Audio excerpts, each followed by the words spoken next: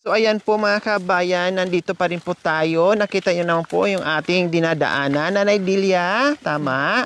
Opo. Oh, tuloy-tuloy pa rin po tayo sa hapong ito, no, sa ating paglalakbay. Dahil yan talaga ang misyon natin, ikot doon, ikot dito, punta doon, punta dito, akyat doon, baba dito. Ganyan po ang buhay ng charity vlogger po mga kabayan, paikot-ikot lang hanggat matagpuan natin ang mga kababayan natin na nangangailangan ng ating pagmamahal. Kasama natin ngayon si Nanay Delia! Mga kababayan, hindi ako nagsasawa na naglalakad. Sige pa rin. Kahit pagod, alang-alang kay Madam Lori Aquino Talita, tutulungan ko kahit hanggang saan siya. Ang dating katulong, handang tumulong. Wow! Delia Santos, sa susunod na alalan, huwag niyo pong kalimutan mag-subscribe sa channel ni Madam Lori Aquino. Iboto, siguradong kasama ako. Independente na naman doon.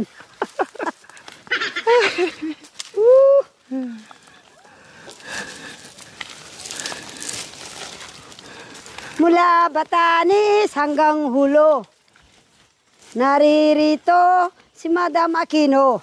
Kaibigan, halina kayo. Naghahangad siya para makapiling tayo! Woohoo! Wow!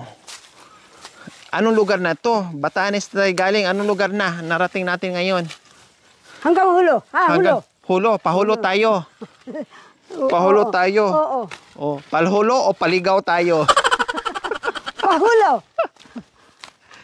Mula Batanes hanggang Nanay Hulo. Di, tinan mo yung mga itsura natin. Tinan mo yung mga itsura natin, oh. Oo. Dumikit na yung mga garapata. Ikaw. Tinan nyo din. Opo. Di Oh, bale. tinan nyo. Oh. Di bale ako. Ay ta. Ikaw. Ay, ito. Ay to. Totoo man. Pa. Anak Ay, ko. Nanay Di, ayan pala, oh. Oo, anak ko. Kawawa Yan, naman. oh. Kawawa ka naman. Kahit Yung saan bahay saan. nila. Ay, may bata. May bata pa. Mula Batanes hanggang Hulo, kaibigan, nasaan kayo? Narito si Madam Aquino. Naghahangad, Ay. makapiling tayo. Woohoo! Hello, kuya. Kaninong bahay to? Sa inyo? Ah, kaya pala walang tao. Gayon ka nag-igib. Humingal ako, anak ko. Ah, kaya pala. Kaya pala walang tao. Kasi nag-igib yung may-ari ng bahay. Opo, Saan kayo nag-igib? Diba, dyan sa may sapag dyan. Malapit lang? Malapit lang po. Ang cute naman ng bahay mo. Nasaan yung mga anak mo? Nandyan po sa taas kanina. Asawa mo nasaan? Nandyan po. Nandiyan din. Oh. So yun po mga kabay, nagtao po tayo, walang tao. Yung pala, may gumuho galing doon, nag-igib pala si Kuya. O sige, pahinga mo na kunti. Mukhang hinihingal ka. Pati kami din, hingal din.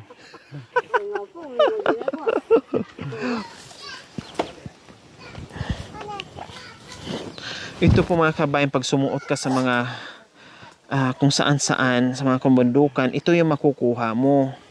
Ito yung maiuwi mo. Makati yan, anak ko, pag Opo. matagal No, sa ako lang. Yung sa'yo, tanggalin mo din. Ako lang, ako lang. Sa'yo din, tanggalin mo din. matagal sa ganit mo, mga tika. Ay, saan ka kuya? Dito po. Kunin ko po yung isang malaki na to. Ay, maraming bunga. Bakit? Ang benta po pag ibenta. Ah, pangbenta nyo. Mag-harvest kayo para may pangbenta kayo. Pambili nyo po ng... Bigas po. Oh, okay, sige. Sige, manguha muna kayo dyan. Magbinta daw si kuya ng ano. Mangunguha siya ng langka. Yung bubot pang gulay. Tama po ba, Nanay D? Para meron siyang pangbenta. Kaya lang, ang problema nito, baka mahulugan tayo, nakangar na nga tayo. Lahat ng ngipin natin tanggal.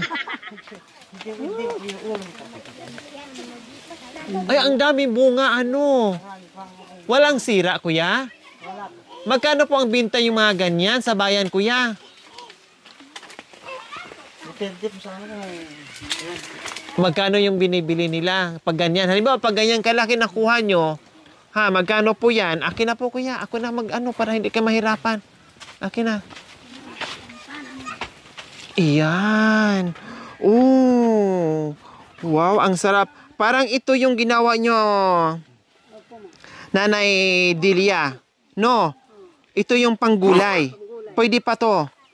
Oo, sa ano niya, study niya. So magkano mga ganito kuya pag binibenta nyo sa bayan? Nanay Delia, magkano? Sa tingin nyo? Mura lang. Magkano po abot ng 50? Hindi ma. Hindi na. Ay, hindi. Hindi po yun eh. 20. 20! 20 piso lang po yun eh. My gulay! 20 pesos mga kabayan. Tapos ito yung pasanin ni kuya. Ito yung bibit-bitin niya papuntang bayan. Tapos bilhin lang ng kay mura-mura. Mura lang po yung pambili ng mga ano dyan eh. Mga kalakal namin. Oo. So ayan po mga kabayan, naghahanap pa po si kuya para meron siyang pangbenta. Meron nga doon mga kabayan malaki na sana. Ang problema lang ay sira, sayang. Sira po yung iba dyan eh.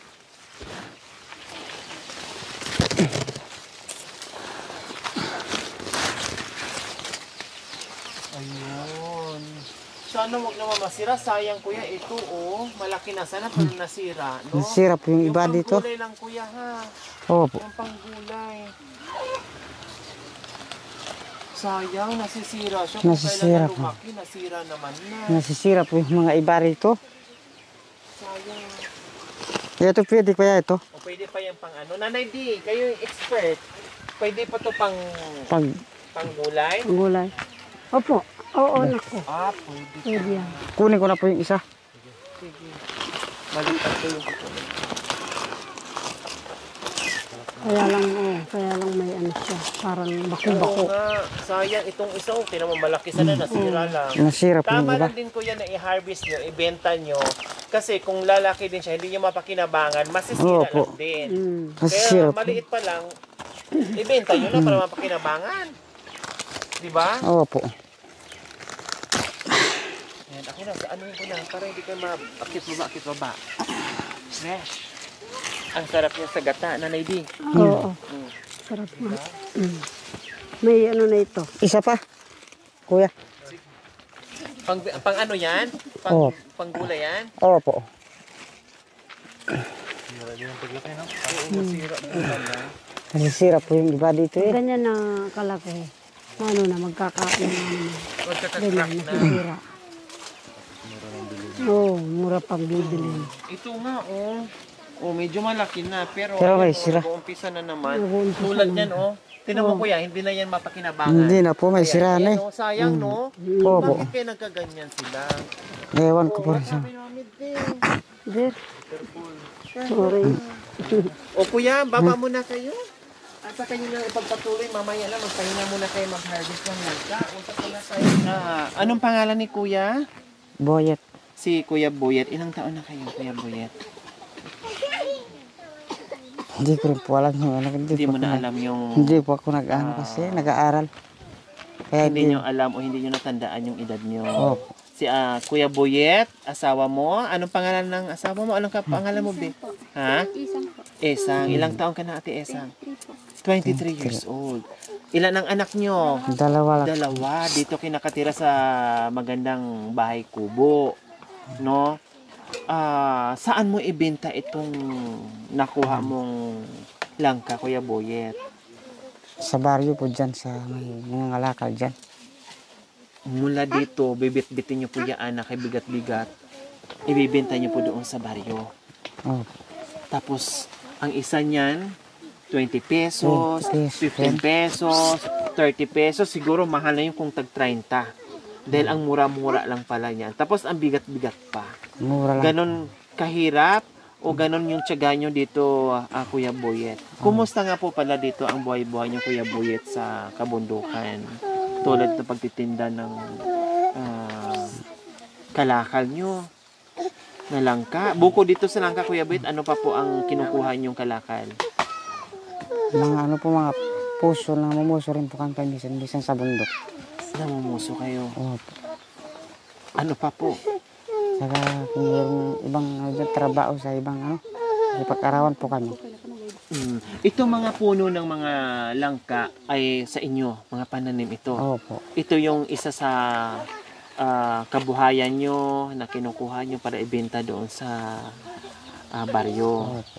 Kumusta naman kayo dito? Ito nga po yung nairapan sa ganyan na kabuhayan yung mga ita. Nahihirapan kayo sa Opo. kabuhayan nyo. Kayo naman, Ate Esang, kumusta naman po kayo? Isang po, kapag nahihirapan po siya na napapagod na po, sabi ko sa kanya po, ako muna po magtatrabaho. Wow! Pag nakita nyo Opo. yung sitwasyon niya na Opo. parang pagod na yung mister nyo, Opo. nagbo-volunteer kayo, kayo na naman nagtatrabaho. Anong klaseng trabaho yun, Ate Esang? Kapag minsan po mayroong mayroong na kauri namin po nagtatrabaho po, doon muna po ako magtatrabaho po. Kung ano yung pwedeng Opo. matrabaho. Opo. Kumbaga, talagang hindi lang nanay o ilaw ng tahanan, hindi lang nag-asikaso sa pagkain, sa pagbabantay, sa paglilinis. Gumagawa din kayo ng paraan para matulungan niyo yung mister niyo. Opo.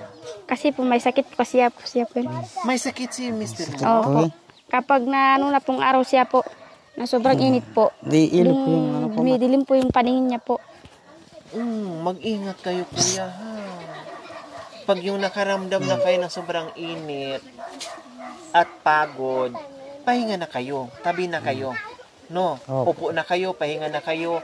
Kasi pag halimbawa pumunta kayo doon sa sobrang layo at mag-isa kayo, nahilo kayo doon, bigla kayong bumagsak, tumama kayo sa bato, delikado. Kayo yung iniiwasan nyo. Matagal na po yung ganyan talaga, kuya, pag nasobrang kayo sa Opo. kilos nyo, Opo. nahihilo kayo, Dati po na ano na kung minsan dyan no, natumba. natumba po ako dyan sa baryo.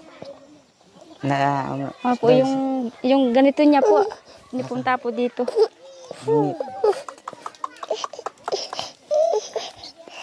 Sobrang napuyat po ako sa ano.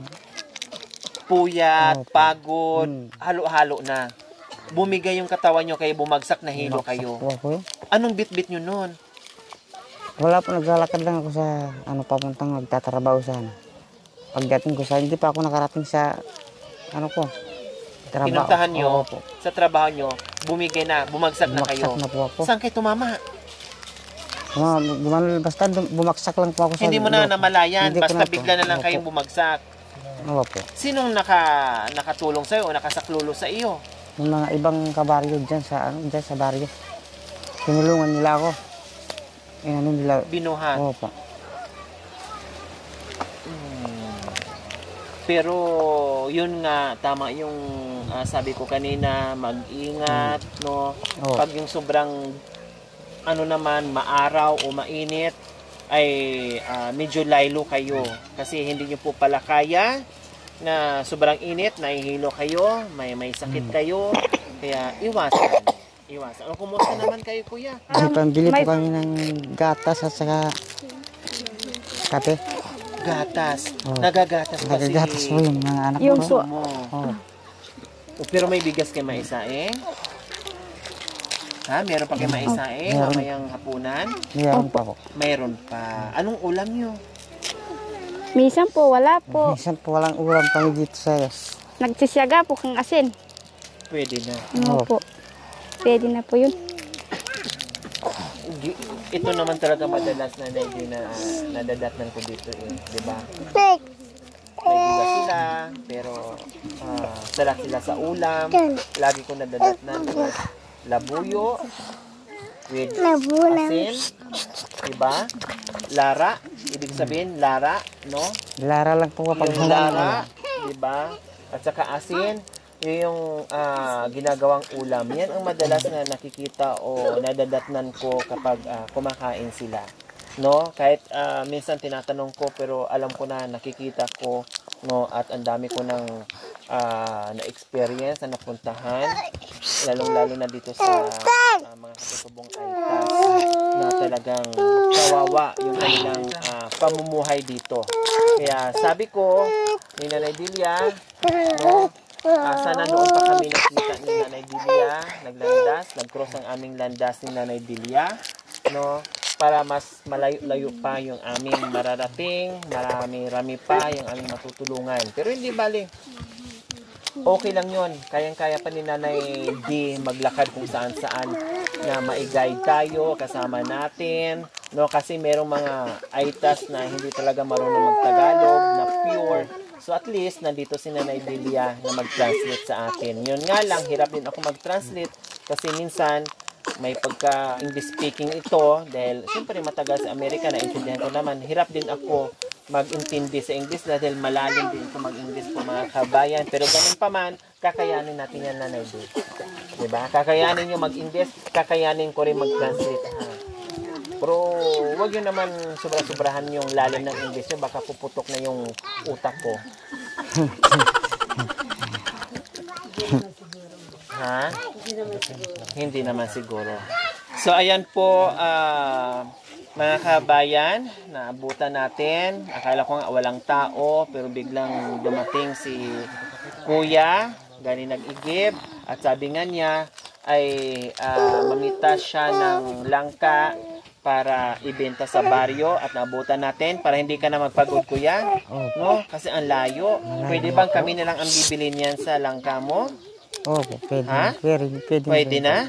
Okay. Magkano kaya yan lahat? Tulad na sinabi kanina Magkano isa noon, Nanay Delia, yung sinabi nyo? O, tagbi 20 isa. Opo. Okay, sige. Gawin ko ng 100 yung isa. Grabe naman yung Nanay Delia.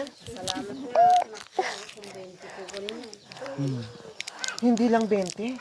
Minsan? 10 lang peso yan kapag minsan eh, Kuya. Ate pa. Kasi nangulingan ito. Ako rin, naggaganon din ako. Naibigay ko lang yung isa sa akin. Grabe naman kung 10. Ang hirap. Iyan pa nga lang yung isang bigat-bigat na, oh. Tapos, ilang taon pa mamunga yan o ilang buwan pa mamunga bago mo ma-harvest, bago mo maganyan. Isa mga naman. Sa ibang kapagtang. 10. Tapos 30 pesos. Tapos ang layo. Tapos ang bigat. Anong maibibili mo dun sa 30 pesos? Kalahating bigas na ganyan. kalahating kilong bigas? Wala nang ulam? Wala na pong Hindi ka na makabili ng asin? Wala na pong pambili ng ano. Siyempre mo, 10 peso lang yung bawat isa dyan. And you also? How much? Come to the buyer. Me and from the buyer is how much? Each. 10 pesos. Each. Yes, and the food. Ooh, so kawawa. So ayan mga kabayan, 10 or 20 pesos each. Kaya pinigil ko na si Kuya kanina. Sabi ko, tama na yun Kuya, usap po na tayo. No? Ako na lang ang bibili mga kabayan para hindi nalalayo si Kuya. Bibilin ko na lang yan ng tagi-100 Kuya, ha? O, 3 o 100 100 100 each, 100 bawat isa Opo. ng langka mo. Hindi ka na mapagod, Salamat po. no? Opo. At sigurado makabili ka ng bigas, Opo. sigurado makabili ka ng kape. Mm. Diba? Opo. Siyempre, hindi lang yan, Kuya. Meron ka pang 1,000, 2,000, 3,000, 4,000, 5,000. Oh. Hindi ka nagbinta, hindi ka napagod, hindi pa naubos ang bunga ng langka mo, pero meron ka ng 5,000, mas plus 300 pa, dito ka lang sa bahay. Makapahinga ka, hindi ka mahihilo, hindi ka mapapagod. Salamat po sa ganyan at pagkatulong niyo po sa amin. Masaya ba si Kuya? Masaya po sa ano po nahihirapan po kami sa ganyan na minsan po wala po kami, hindi na po kami nakakain na wala pagkain po minsan eh. Talagang dumadating ang punto na wala kayong maisain, hindi kayo makakakain. Paminsan-minsan. Kuya Buyet, ano sa pakiramdam niyo ngayon, Kuya Buyet, na nagtitas lang kayo ng langka and then ngayon nagkaroon kayo ng malaking biyaya. Masaya po ba kayo, Kuya Buyet? Masaya po sa ganyan na pagka ninyo po sa akin. Masaya na po yun. Para napambili po kami ng pagkain sa mga anak. Tama, bili ka ng bigas, Opo. importante. Isang sako na, yung isang kaban, tapos yung masarap na ulam, no? Tapos bili ka rin ng tuyo, yung ganun, mga asin, lahat. Masarap na ulam kahit pa paano makatikim man lang kayo ng paminsan-minsan, Kuya Buyet. Oh. Kayo, Ate Esay, kumusta? May biyaya na kayo, Ate Esay? Masaya ba kayo, Ate Esay? Thank you po. Pero kung dumating sa amin po na pagka loob ng Panginoon po sa amin po, hindi namin po nakakawala dahil po kayo. Anong gusto mong ulam, Ate Isay, na gusto mong ipabili ngayon ni mister mo? Wala na pong pangarap na ulam. Basta pagkain na po. Wala kayong inaasam na pagkain, wala kayong pangarap na pagkain. Ang importante kung anong maibili dyan, yun na rin kakainin yung lahat. Opo. Ang gawin nyo ngayon, Kuya, kasi ngayong hapon na, di ba? So, bili mo na kayo ng dilata dyan, na medyo masarap din na dilata. No, bukas ng maaga, punta kayo sa bayan para makatikim kayo ng yung gusto nyong ipakain sa anak nyo ng bangos, tilapia, sabaw, ganun. Tapos yung kumpletuhin nyo na. Bago kayo dito aakyat muli sa kabundukan, kumpletuhin nyo na yung lahat ng pangangailangan nyo. Opo. Diba? Lalong-lalong na bigas. Na kahit pa paano makarelax kayo, meron kayong pagsalasulahan na masarap, matutuwa yung mga bata at masarap sa pakiramdam ng mga magulang na may nakakain yung mga bata na masarap na hinain ng mga magulang. Diba, Kuya Buyet? Okay, sige. Ayan po mga kabayan. Ang tanong ngayon, Nanay D, tatagal kaya tayo dito? Yung mga puso natin, hindi kaya malalaglag? Yung mga puso natin, dahil puro malulungkot ang buhay, puro kawawa ang buhay, puro sad ang buhay na madadatnan natin. Baka sa katagalan, malalaglag na yung puso natin, Nanay D. Yung mga aita dito, di pa nila ako nakitang malungkot. Laging masaya, ma'am. Pero ngayon, Pero akala nila, ma'am, lagi akong masaya. may pera dahil laging masaya. Opo. Hindi lang nila alam, ma'am. Magkita-kita lang po sana kami. Okay na para sa akin. Ang hindi nila alam na meron din kayo tinatagong malungkot na buhay. Sa kabila ng pagiging masiyahin yung tao. Kasi napapansin ko po sa inyo, Nanay, dito yung meron tayong napupuntahan, nakikita natin yung mga sitwasyon nila. Para bang nadadala ka, no? Nagiging emotional din kayo kapag nakikita natin yung mga tinutulungan natin na nasasadlak sa kahirapan. Madalas po silang dumadaan sa tapat ko eh. Tinitingnan ko sila. Ako, kawawa mga batang ito. Ba't kasi nag-asawa mga aga? Malalaking kahoy, ma'am. Anong Pinapasaan po niyo? Opo, anong pinupuntaan? Kukuha ng utang. Dahil sa pag-uuling, ma'am. Kumbaga utangin na, wala pa yung uling, uutangin na. Kasi para may pagkain habang nagtatrabaho. Pagdating pag naluto na yung uling, yung kahoy, wala na. Uutang na naman ulit. Opo, ma'am. Yung manugang ko ng problema, pero nakikita ko ng Panginoon. Ma'am, bawal malungkot. Bago tayo uuwi, kakantayin muna natin sila. Okay, sure. Yan ang gusto ko. Huwag mo sanang limutin na mahal ko kayo kahit na kayo ay nagsalawaan ang puso. Di ko yan malilimot ngayon at kailanman. Kahit kayo'y salawahan aking hirang. Bakit niyo ako inibig? Bakit niyo minahal ngayon at ikaw lang ang tangi kong mahal? Ang galing, galing kong gumalaw, galing kong sumayaw, galing kong gumalaw. Woohoo! Okay. Maraming salamat po, kababayan. Huwag pong kalimutan, Kanta ka sa... mag-subscribe po kayo sa channel ng Sige, aking tara, anak. Yun po, Anong gagawin po nila? mag-scrub Mag-scrub ng ng paa. O mag-scrub kayo. mag-scrub kayo. Pag hindi, magiging kamukha ko kayo. Huwag niyo akong tularan. Marami na kami. Ganyan ang mukha.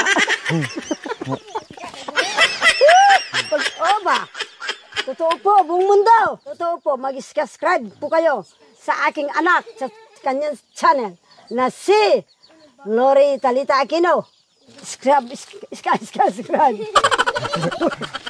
Mag-subscribe.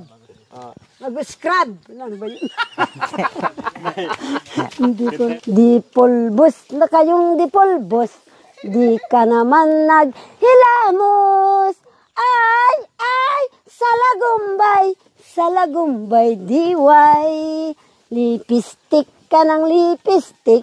Di ka pala nag-bristle teeth. Ay, salagumbay, diway. Woohoo! Parang di ko yata kaya at sa buhay ko'y wala ka. Amin ang pag-ibig, puso ay nag-isa. Sino akin tatawagin? Sino akin haanapin? Sino ang magpupuno sa aking paglalambing? Bakit ka ba nakita? Bakit ka ba naglala? O ang puso ko ay iiwan mo lang at sasaktan. Kung siya higit sa akin, narong pagdaramdam ito ay aking kakayanin. Ang galing naman. Amazing. Amazing voice. Amazing girl. Bullshit. Amazing boys. Kala ko boy. Okay, sige. So, ayan po mga kabayan. Maraming salamat po sa walang sawang pagmamahal from Barba Family. Maraming salamat po sa inyong ginitoang puso. Barba family, maraming salamat po sa tulong niyo po. So, ayan po mga kabayan. Ito po yung bahay nila ni Kuya Boyet and Ate Isang. Kahit wala pong pinag-aralan po mga kabayan, no read, no write, pero gumawa ng paraan kung paano mabuhay. Namuhay ng patas po mga kabayan, no? Wala mang makain minsan, pero nandyan pa rin po, hindi nawalan ng pag-asa, no? Talagang tuloy-tuloy ang buhay po mga kabayan. Marami tayong mga katutubo na ganito po ang kanilang karanasan dito. Ito po yung tunay na buhay nila dito sa kabundukan mga kabayan. Ito po madalas ang nadadatan natin, no? Kaya nandito ang buong team, hindi napapagod. Akyat baba para lang makita natin yung sitwasyon at maabutan natin ng pagmamahal. Dahil sila po mga kabayan, ang lubos ng ilangan ng ating pagmamahal. So nandito tayo at salamat din po sa ating mga sponsors, subscribers, followers, YouTube members, viewers, commentators, sa lahat po na nakikiisa sa aking munting adikain. Ito po yung ginagawa natin araw-araw. Kaya please, huwag mo kayong magsawang manood without skipping ads. Pagla-likes, pag-share, no? Malaking tulong po yon dahil sa ating ginagawa po araw-araw, na hindi lang sila ang matulungan natin, kundi marami pang iba. Dahil ang dami pang naghihirap po mga kabayan na nag-aantay ng ating pagmamahal. Kaya mula noon hanggang ngayon, please samahan niyo po ako sa aking paglalakbay araw-araw. Maraming salamat po sa ating lahat. Thank you for watching. Don't forget to like, share, and subscribe. Hey there. Subscribe to my channel. And also press this bell icon. Mabuti ang puso, di kayo hahayaan tutulong sa mga kababayan.